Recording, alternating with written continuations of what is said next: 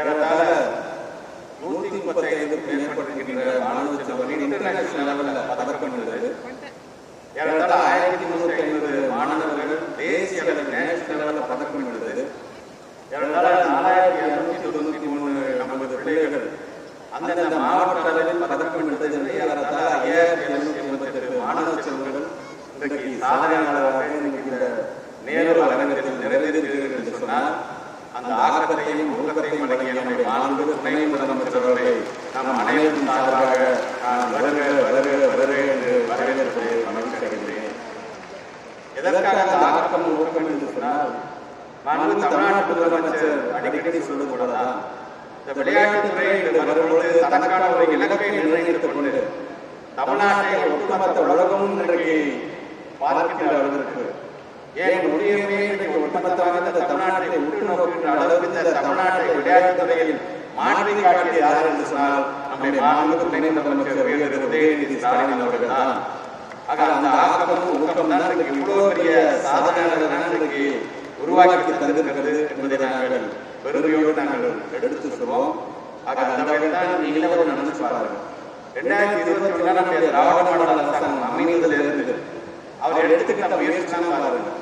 Khelo India நடத்துறது சரி, cyclothon நடத்துறது சரி, டென்னிஸ் போட்டிகள் நடத்துறது சரி, செஸ் ஒலிம்பியாட் நடத்துறது சரி, ஹாக்கி போட்டி நடத்துறது சரி, சர்ஃபிங் கேம் நடத்துறது சரி, ஸ்குவாஷ் நடத்துறது சரி, எப்போது கால்பந்தயம் நடத்துறது சரி, ஏன் Chennai chess olympiad grand masters நடத்துறது சரி, எல்லாம் பார்த்தீங்கன்னா தனக்கென்று ஒரு இலக்கை வைத்து இதெல்லாம் நம்ம கேள்விப்பட்ட மாட்டோம் காலத்தில்.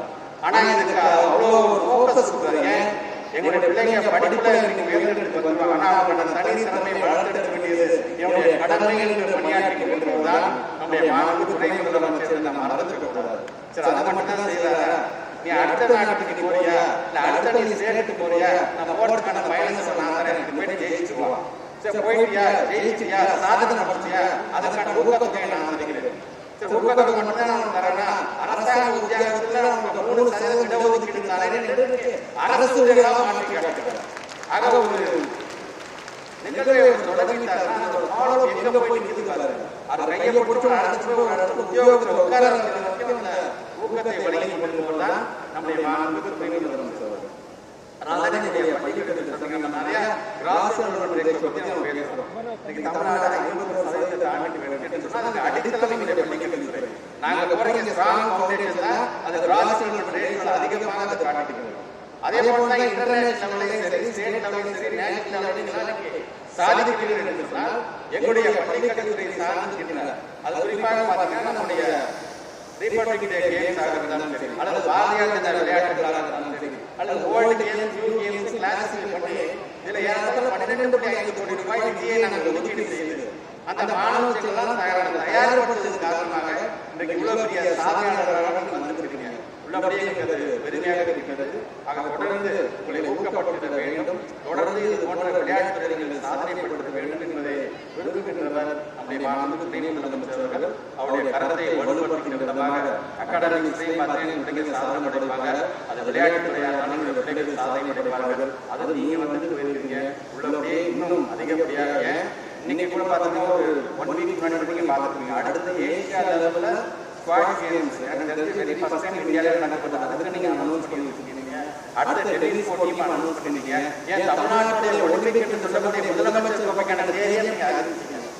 இன்றைக்கு அவருடைய திருக்கரங்களால் யார் யாரெல்லாம் பதக்கமாக வந்திருக்கிறீர்களோ இந்த நம்முடைய முதலமைச்சர் கோப்பை முடிந்த பிறகு நம்முடைய திராவிட மாடல் நாயகர் தமிழ்நாட்டு திருக்கரங்களாலும் பரிசை வெல்ல வேண்டும் என்று தான் நீங்க அனைவருமே முதலமைச்சர் கோப்பையில் நீங்கள் கலந்து கொள்ள வேண்டும் என்கிற அந்த வேண்டுகோளை வைத்து நான் வரவேற்கின்றேன். கலைஞர் சொன்னார், விவசாய வியர்வைக்கும் விளையாட்டு வியர்வைக்கும் என்ன வித்தியாசம் என்று சொன்னால் விவசாயிகளுடைய வியர்வை என்பது தரிசு நிலத்தை விளைநிலமாக மாற்றுமா, விளையாட்டினுடைய வேர்வை என்பது பரிசுகளை குவிக்குமா என்று சொன்னது கலைஞர். அவருடைய பேரப்பிள்ளையாக நீங்கள் வந்திருக்கீங்க. மிகப்பெரிய ஊக்கத்தை தந்து கொண்டிருக்கிறது. ஆக வருகை தந்திருக்கின்ற மாணவ சொன்னர்கள் ஏன் நடைபெறுகின்றார்கள் தேதியை அறிவிக்கிறார்கள். நடைபெறுகின்ற நம்முடைய தமிழ்நாட்டினுடைய ஒலிம்பிக் நம்ம சொல்லக்கூடிய முதலமைச்சர் கோப்பையில் நீங்கள் கலந்து கொண்டு பரிசுகளை வெல்ல வேண்டும் என்று சொல்லி வருகை தந்திருக்கின்ற மாணவ செல்வங்களுக்கும் வருகை தந்திருக்கின்ற அனைத்து சான்றோர் பெருமக்களுக்கும் மீண்டும் ஒரு முறை நன்றியை தெரிவித்து இந்த உரையை நிறைவு செய்கிறேன். நன்றி வணக்கம்.